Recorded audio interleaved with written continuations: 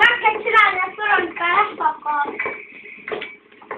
Kisasszony, fel kell vinnem egy csésze teját Onélia asszonynak. Rosszul érzi magát. Mondhatom, önnek is hozok egy kis limonádi, most készítettem. Remélem szereti. Köszönöm szépen, Márinak. De hát biztos tudom. Oké, Szabi! Hiszen ez nem nem mondja csak a maga vár valakire. Éppen csak Rosszihoz várom, mert ma el akarsz helni. Igen. Az itt jó. Megérkezik Rossi, jó?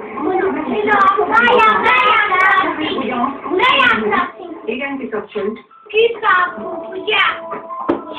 Menjünk! Csak az én benyomásomban amikor meglátott a házat.